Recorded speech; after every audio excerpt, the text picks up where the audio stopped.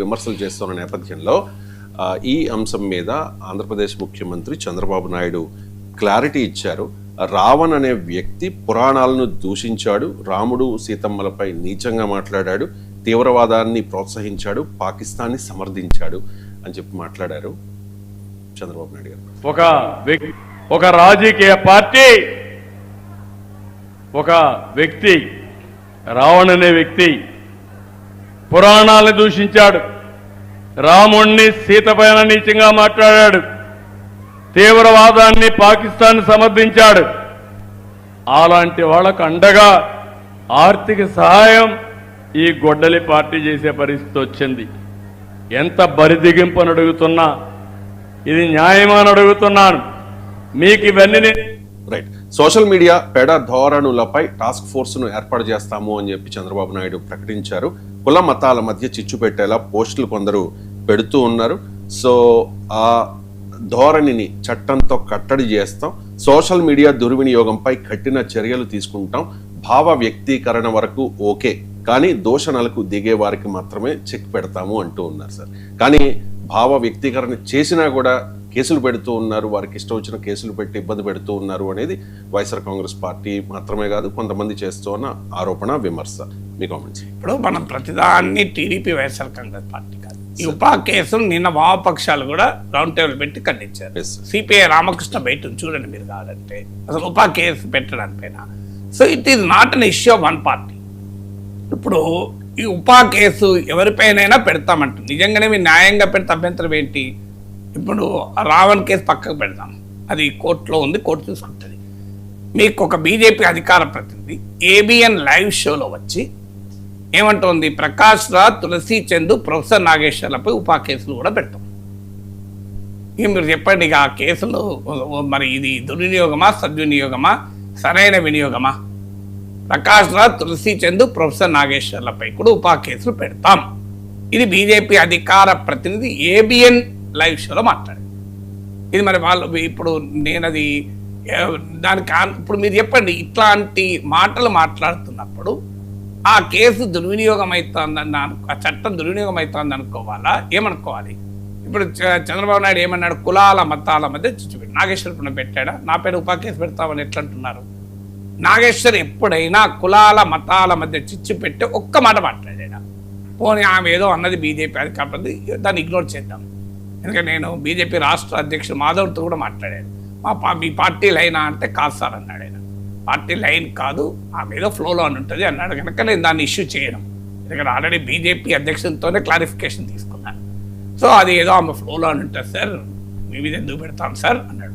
So అందువల్ల మీకు simple question, నేను అడుగుతున్న క్వశ్చన్ ఏంటంటే, ఇలా చట్టాలు సద్వినియోగం చేసుకుంటే ఎవరికి అభ్యంతరం లేదు. ఇప్పుడు నా పైన పెట్టిన క్రిమినల్ కేసు ఎత్తుంది కదా, అది దేవని పెట్టారు, కులాల మధ్య చిచ్చు పెట్టారు. నేను అసలు కులం ప్రస్తావన తీయలేదు కదా. ఇప్పుడు నా పొలిటికల్ స్టేట్మెంట్ పైన మీకు విభేదాలు ఉంటే ఏ చట్టం వర్తిస్తుందో మీకు తెలియదు, ఏ చట్టం వర్తించదు. అందుకే మీరు కులాల మధ్య చిచ్చు పెట్టారు. నేను ఎక్కడ కుల ప్రస్తావన తీసినా, ఎక్కడ కుల ప్రస్తావన తీయకుండా నా మీద కేసు పెట్టారు. మీరు కూడా ప్రస్తావించారు ప్రశ్నలో, మీరు నా పేరు కూడా కేసులు పెడుతున్నారు అన్నారు కదా. నా అనుభవమే ఉంది కదా, వేరే వాళ్ళ అనుభవం అయితే నేను పక్కకు పెడతాను. నా అనుభవమే చెప్తున్నాను మీకు. నా క్రిమినల్ కులాల మధ్య పెట్టి ఇప్పటికా కేసు ఉంది, విడ్రా చేసుకోలే. మరి ఎవరో తొందరపడి పెట్టారు. ప్రభుత్వం ఇంత ఘర్షణైన కేసు ప్రధానికి చంద్రబాబు నాయుడుకో పవన్ కళ్యాణ్కో తెలిసి జరగదు. ఎవరో ఎవరో కంప్లైంట్ ఇచ్చారు, ఆ లోకల్ పోలీసు వాళ్ళు కేసు పెట్టారని అనుకుందామంటే ఇప్పటివరకు మరి కొట్టేయలే కదా. మరి ఇది కులాల మధ్య చిచ్చు పెట్టే కేసు పని నేను ఏం చేశాను చెప్పండి? నా జీవితంలో ఏ మత విశ్వాసాలపైన అటాక్ చేయలేదు. పైగా నేను మతాన్ని గౌరవిస్తాను, మత విశ్వాసాలను గౌరవిస్తాను. నేను సనాతన ధర్మసభలో చేసిన ప్రసంగం ముందు మీరు నిన్ననే మళ్ళీ పోస్ట్ చేశారు. 2 ఏళ్ల క్రితం పోస్ట్ చేస్తే సుమారు 4 లక్షల మంది చూశారు. నిన్న పోస్ట్ చేస్తే మళ్ళీ 50,000 దాటారు. చూడండి ఒకసారి నేను ఎంత గొప్పగా చెప్పాను హిందూ ధర్మం గురించి. నా రామాయణ మహాభారత కథలు తీసుకొని అనేక సార్లు పర్సనాలిటీలో ఇవాళ కాదు, ఈ ఇష్యూ ఇవాళ వచ్చింది. 5 ఏళ్ల కింద మాట్లాడాను, 7 ఏళ్ల కింద కూడా మాట్లాడాను కదా. పోనీ ఇవ్వాలంటే పోనీ ఏదో అవసరం కొరకు మాట్లాడుతారు అనుకుందాం.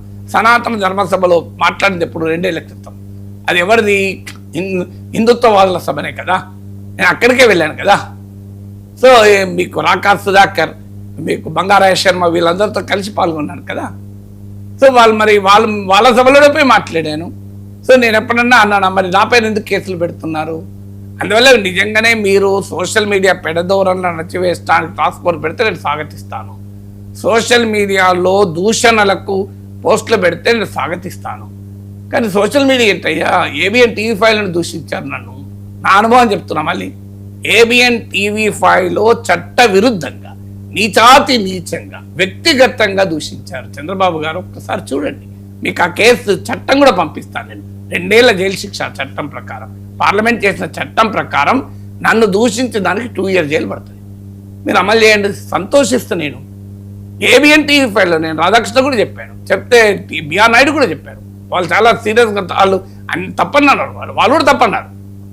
టీవీ ఫైవ్లో యాంకర్ ఆపారు, ఏబిఎన్ యాంకర్ ప్రోత్సహించారు మాట్లాడమని. సో అలా మరి మీరు సోషల్ మీడియాలో దూషించడం కాదు, టీవీలో దూషిస్తున్నారే. మరి నేను ఎప్పుడన్నా అట్లా దూషించానా? నా జీవితంలో ఎవరినైనా అభ్యంతరకరంగా ఒక్కరోజైనా మాట్లాడేనా? దేశానికి వ్యతిరేకంగా, మతానికి వ్యతిరేకంగా, కులాలకు వ్యతిరేకంగా మాట్లాడిన ఒక్క ఉదాహరణ చూపెట్టండి. మీరు శిక్షించడం కాదు, నేనే శిక్షించుకుంటాను. ఇక టీవీల ముందు కెమెరాల ముందు యూట్యూబ్ ఛానల్ క్లోజ్ చేస్తాను. మీరు చూపెట్టండి. సింగిల్ కేసు ఒక్కటి, నేను 100 కూడా అడుగుతున్నాను, ఒక్కటే అడుగుతున్నా. కొన్నిసార్లు లైవ్లో పొరపాటు కూడా మాట్లాడతాం. నాకు ఒక్క కేసు చూపెట్టండి, నేను యూట్యూబ్ ఛానల్ క్లోజ్ చేస్తాను. జస్ట్ నాకు వాట్సాప్ చేయండి, నేను యూట్యూబ్ ఛానల్ క్లోజ్ చేసి పెట్టేస్తాను. రెడీనా ఈ ఛాలెంజ్కు? అందువల్ల మీరు ఖచ్చితంగా టాస్క్ ఫోర్స్ ఆహ్వానిస్తాం. కానీ మీ వాళ్ళు మాట్లాడితే, మీ వాళ్ళు దూషిస్తే, ఇప్పుడు గౌరవ ఎంపీ మాట్లాడారు ప్రకాష్ రాజ్ పైన. ఏం మాట్లాడుతున్నాడు? అన్ని రకాల దుర్మార్గమైన భాష వాడాడు. ప్రకాష్ రాజ్ ఎవరి మీద వాడాడా? మరి ఆయన మీద కేసు పెడతారా? ఈ టాస్క్ ఫోర్స్ చూసుకుంటుందా?